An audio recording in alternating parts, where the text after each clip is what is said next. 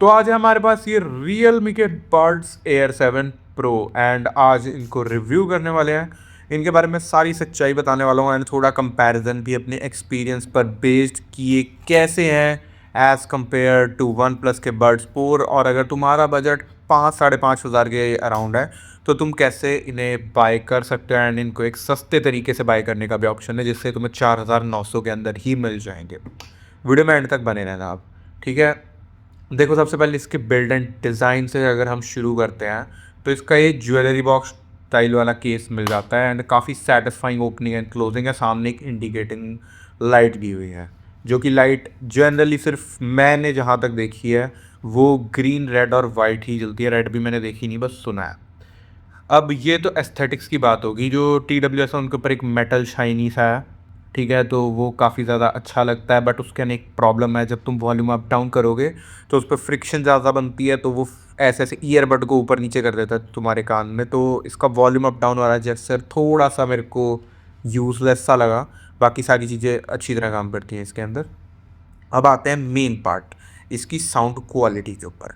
Sound quality को देखो, अगर मैं इसकी डिस्क्राइब करूँ, अगर तुम्हारे पास कोई अच्छा फ़ोन है, Realme का ही फ़ोन है, Vivo का फ़ोन है, वन प्लस का फ़ोन है, Oppo का फ़ोन है, ये ब्रांड्स LHDC5 को सपोर्ट करते हैं एंड जो जनरल एंड्रॉयड फ़ोन है वो LDAC को सपोर्ट करते हैं।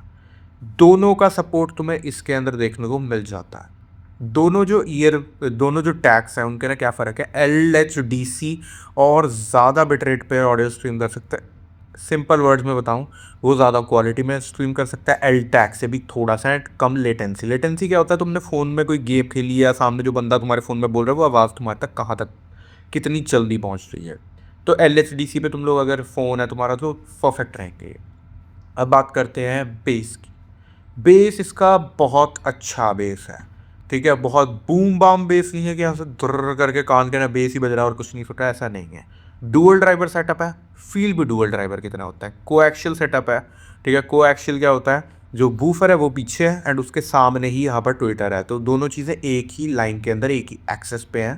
तो कोएक्शियल सेटअप है इसके अंदर, जिसकी वजह से आवाज़ काफ़ी ज़्यादा सिंक्रोनाइज आती है एंड तुम्हें फील नहीं होता कि दो अलग अलग ड्राइवर्स हैं। वन प्लस के बड फोर्ड में फील होता है कि दो अलग अलग ड्राइवर्स हैं, ऊपर नीचे लगे हुए उसमें। एंड इसका जो ट्विटर है वो प्लेनर ड्राइवर है। अब प्लेनर और दूसरे नॉर्मल राउंडेड ड्राइवर में क्या फ़र्क होता है। प्लेनर ड्राइवर फ्लैट होता है तो वो ज़्यादा एयर को अच्छी तरह पुश कर पाता है, उसका डायफ्राम। अगर जो राउंडेड होता है तो वो थोड़ा सा उसके अंदर रहता है, वो थोड़ी कम एयर को पुश कर पाता है। ये तो टेक्निकल बात हो गई।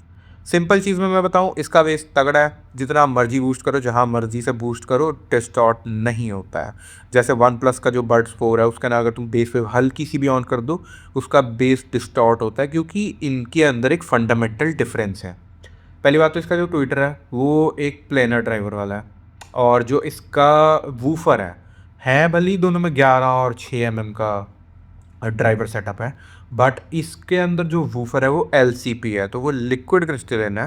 एंड जो वो है हमारा वन प्लस बड्स 4 जिसका रिव्यू चैनल पे पड़ा है, उसके अंदर जो हमें मिलता है वो है एक मेटल सिरेमिक डायफ्राम। तो मेटल सिरेमिक डायफ्राम ना थोड़ा रिजिड होता है, तो वो ना थोड़ा हार्ड टाइप रहता है। जैसे मैं अगर तुम्हें एग्जांपल से बताऊं तो ये जैसे कि मेरे पास टिश्यू है, इसका जो ड्राइवर है वो ऐसे कुछ सॉफ्ट सा रहने वाला है ऐसे, ठीक है। तो इसके पास ज़्यादा मूवमेंट की जगह है, तो जितना मर्जी आगे पीछे जाए इसका ना कोई थर्ड्स एंड थम्प्स नहीं फील होते एज ए डिस्टॉर्शन वाले। बट जो हमारा वो है मेटल सिरेमिक ड्राइवर है, उसे तुम लोग समझ सकते हो कि वो कुछ ऐसा है, इस मटेरियल की तरह है, ठीक है। तो अगर वो ज़्यादा आगे पीछे जाएगा तो उसके लिए डिस्टॉर्शन की आवाज़ आएगी। तो ऐसा वन प्लस बड 4 के साथ एक्चुअली होता है। वन प्लस के जो बड्स 4 हैं उनके ना जैसे तुम बेस वे ऑन करके ज़्यादा बेस देने लगते हो तो ड्राइवर के ना एक टैप टैप की आवाज़ आती है। ड्राइवर क्लिप हो रहा होता है, मतलब अपनी लिमिट से ऊपर जा रहा होता है, उसके बीच में एक फ्लेक्स आ रहा होता है। वो चीज़ इनके साथ नहीं है, क्योंकि इनको तुम जितना मर्जी पुश करो, इनका लिक्विड क्रिस्टलिन वाला ड्राइवर है, तो उसके ना कोई प्रॉब्लम नहीं आती है। एंड इनका रिस्पॉन्स भी अलग है। वो 15 हर्ट्ज से शुरू हो जाता है, तो वो ज़्यादा लोअर बेस है। ये 20 हर्ट्ज से शुरू होता है। ह्यूमन हेयरिंग रेंज 20 हर्ट्ज से ही शुरू होती है, बस वो फील के लिए 15 हर्ट्ज है, जो कि उसका सारा एक्सपीरियंस ही ख़राब कर देती है। इसका बेस काफ़ी अच्छा है, कहीं डिस्टॉर्ट नहीं करता। अगर तुम्हारे फ़ोन में LHDC है, बहुत अच्छा बेस इसका देखने को मिलने वाला है। क्योंकि बेस को अच्छी खासी बैंडविड्थ मिल जाती है अगर तुम्हारे पास एल एच डी सी है, एल डैक है। एल डैक सब में होता है, बस उसमें लेटेंसी थोड़ी ज़्यादा रहती है। सेकेंडली बात करें मिड्स की, मिड्स परफेक्ट है। मिड्स इसका जो कोएक्शियल सेटअप है, इसका वूफर और कोएक्शियल का थोड़े थोड़े मिड्स दोनों देते हैं, एंड उसके अंदर से इसका जो मिड है वो बहुत अच्छा निकल कर आता है। हाइस की बात करें तो आउट ऑफ द बॉक्स ये थोड़े हाइस पे ज़्यादा फोकस डालते हैं, आवाज़ काफ़ी ज़्यादा क्रिस्प है। जो लोगों के कान थोड़े सेंसिटिव हैं, जैसे कि मेरे कान सेंसिटिव नहीं है बट मैं बेस लवर हूँ, तो मेरे को थोड़ी वार्म आवाज़ पसंद है, तो इनकी वैसी आवाज़ नहीं थी। और इनके अंदर थोड़ी शार्प आवाज़ थी जो कि मेरे को थोड़ी चुभी, तो मैंने EQ से इसकी जो हाइज है वो थोड़े कम करे एंड बेस को थोड़ा बढ़ाया। अगर तुम नॉर्मल इसका डीप बेस वाला EQ यूज़ करोगे, जैसे अगर तुमने कोई भी पुराना रियलमी का TWS यूज़ करा होगा, उसके अंदर ना प्रीसेट्स आते हैं डीप बेस, सेरेनेड वगैरह, वो डीप बेस पे बहुत तगड़े चले जाते हैं। इसके अंदर ऐसा नहीं है, इसका डीप बेस भी काफ़ी क्रिस्प है।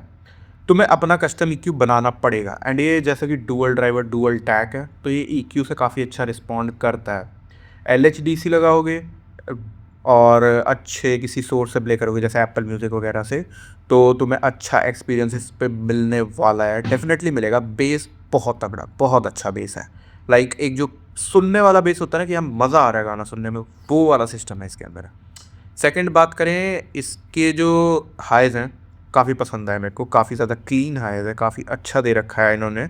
उसको थोड़ा तुम्हें कम करना पड़ सकता है, बट अगर तुम वैसे ऑडियो फाइल लवर हो और तुम्हें वो छनकार पसंद है गानों में, तो आउट ऑफ द बॉक्स पसंद आएंगे तुम्हें ये। मिड्स बहुत अच्छा है, जो गाने में इंस्ट्रूमेंट बज रहा है, जो हर चीज़ है, कोई मूवी देख रहे हो, वोकल है, बैकग्राउंड में कुछ हो रहा है, बहुत अच्छा है। गोल्डन साउंड मिलती है। गोल्डन साउंड क्या करता है, तुम्हारी ईयर कनाल को स्कैन करके एक हेयरिंग टेस्ट बनाता है, जिसके लिए वो स्पेशली तुम्हारी जो ईयर कनाल है उस हिसाब से आगे इसको ट्यून कर देता है। एंड इसके अंदर तुम्हें 3D स्पेशल ऑडियो भी मिल जाती है। वन प्लस और इसकी ऑडियो स्पेशल ऑडियो सेम है, एंड इकलौते जो दो ब्रांड्स हैं वो मेरे को लगता है कि हाँ स्पेशल ऑडियो की यूजेबल है, वो बहुत अच्छी लगती है मेरे को इनकी। बिकॉज इसके अंदर जो इंस्ट्रूमेंट्स है वो काफ़ी सेपरेट हो जाते हैं, एटमॉस्फेयर क्रिएट हो जाता है। हाँ अगर तुम्हें चाहिए कि हाँ तुम्हारे ऐसे लग रहा है कि बिल्कुल कान के पास गाने बजने चाहिए, तो तुम ऑफ रख सकते हो, वरना मैं रिकमेंड करूँगा कि उसे ऑन ही रखना। बाकी कंट्रोल सारे टच कंट्रोल बढ़िया काम करते हैं इसके अंदर, डबल टैप से काम करते हैं, सिंगल टैप वाला कोई कंट्रोल नहीं है इसके अंदर। एंड जो नॉइज़ कैंसिलेशन है, बहुत सारे लोग नॉइज़ कैंसिलेशन इस चीज़ को ख़रीदते हैं, बट अगर तुम्हारा मेन पर्पस बेस नहीं है तो तुम वन प्लस बड स्पोर्ट की तरफ जाओ। उसके अंदर बेस जो है वो बहुत ज़्यादा मतलब कड़कड़ कर जाता है, टैप टैप की आवाज़ आती है अगर तुम बेस वेव से बढ़ाते हो। इसके अंदर वैसी कोई प्रॉब्लम नहीं है, मैं बेस लवर हूँ तो मैं इसको ज़्यादा प्रेफर करता हूँ। बाकी नॉइज़ कैंसिलेशन में वो बेटर है, इसकी नॉइज़ कैंसिलेशन बहुत अच्छी है, ठीक है। 53 डेसिबल्स की है, उसकी 55 डेसिबल्स की है। बट द थिंग इज़, ये जो डेसिबल्स होता है ना, ये 2 डेसिबल भी इतना फ़र्क क्यों डालता है, क्योंकि डेसिबल एक लोगैरिथमिक वैल्यू होती है। तो 2 डेसिबल हमारा ऑलमोस्ट 58% ज़्यादा एग्रेसिव उसकी रहती है इसके कंपैरिजन में। इसकी भी बहुत तगड़ी है, 53 dB बहुत सफिशिएंट होती है। मैंने इसको जिम में ट्राई करा है, साइलेंट प्लेसेस में ट्राई करा है, साइलेंट में तो कोई ज़रूरत ही नहीं पड़ती। जिम में ट्राई करा है, रोड के आसपास ट्राई करा है, तो तुम्हें बाहर का हल्का फुल्का पता लगता रहेगा जो बहुत हाई नॉइसेस होती हैं। वन प्लस वाला बिल्कुल ही ब्लॉक कर देता है, इसमें हल्का फुल्का बाहर का पता चलता रहता है, ठीक है। ANC बहुत अच्छा है, मैं इसको 9/10 दूंगा, एंड वन प्लस वाले को 9.5/10 दूंगा। बेस के अंदर काफ़ी तगड़ा है, तुम्हें मिल जाता है, आंख बंद करके इसे बेस के लिए और क्लैरिटी के लिए ले सकते हो। LHDC और LDAC एंड्रॉयड सपोर्ट करते हैं। आईफोन में ये AAC पर ही चलेगा, तो इसका ट्रू पोटेंशियल तुम नहीं निकाल पाओगे। iOS के लिए भी ये वन प्लस वाले से बेटर है एज़ पर माई ओपिनियन, क्योंकि उसके ना वो बेस वाली प्रॉब्लम है, ठीक है, बस और कोई प्रॉब्लम नहीं है। बाकी क्लैरिटी वगैरह थोड़ी उसकी बेटर लगती है, बट बेस वाली प्रॉब्लम है, तो अगर बंदा इतने पैसे लगा रहा है तो ना कॉम्प्रोमाइज़ करना अच्छा रहता नहीं है। माइक की बात करें, कॉलिंग एक्सपीरियंस एक्सेलेंट। मेरे जिप के अंदर जब साथ में गाने बज रहे थे मैंने तब कॉल्स अटेंड किए हैं, एंड सामने वाला अच्छी तरह आइडेंटिफाई कर पा रहा था मैं क्या बोल रहा हूँ। साइलेंट इन्वायरमेंट में पता भी नहीं चलता कि तुम ईयरबड से बात कर रहे हो। उस चीज़ में ये कह सकते हो ये मिड रेंज में फ्लैगशिप वाला मामला दे रहे हैं। एयरपॉड से कंपेयर ना करना है, एयरपॉड्स के माइक और एप्पल माइक अलग ही निकालता है, ठीक है। एप्पल के जो ईयरपॉड है वायर्ड, उनका भी माइक बहुत अच्छा है, बट फ़ोन में एप्पल के माइक्स ख़राब है।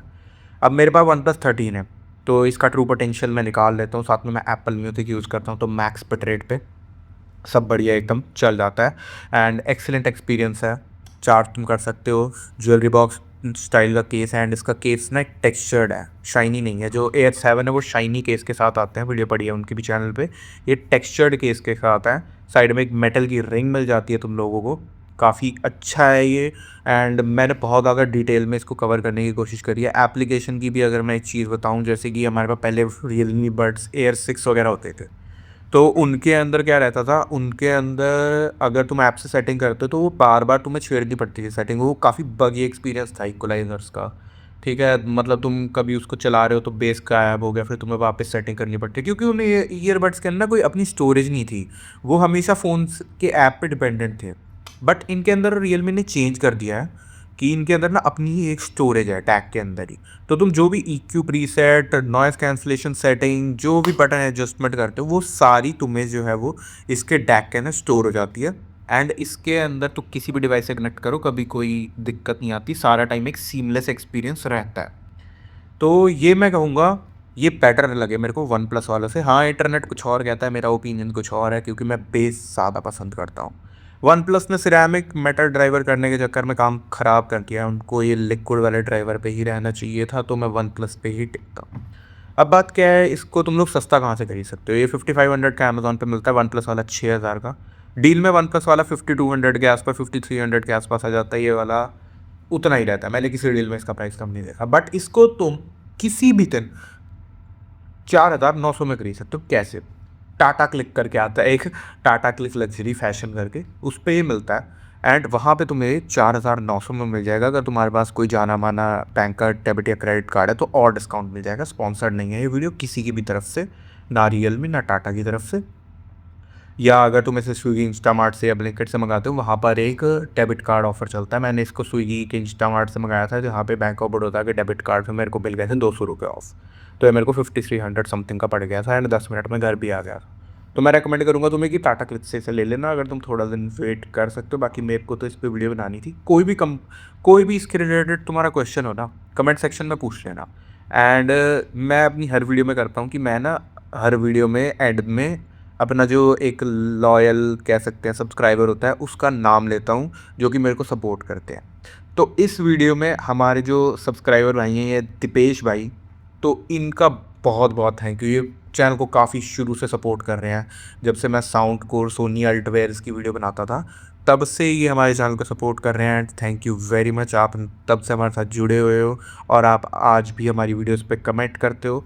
और अगर तुम लोगों को भी अपना अगली वीडियो में फीचर होना है और अपना नाम देखना है सबके सामने, तो नीचे कमेंट कर देना कि 21+21 क्या होता है, ठीक है। तो बाकी मेरे आज के वीडियो में बस इतना ही था। वीडियो को लाइक कर देना, कुछ ना पसंद आया हो डिसलाइक करके कमेंट सेक्शन में फीडबैक छोड़ देना, चैनल को सब्सक्राइब कर देना। कोई भी क्वेरी हो तो कमेंट सेक्शन में पूछ सकते हो। बाकी मेरे आज के वीडियो में बस इतना ही था। Thank for watching, see you again, bye bye.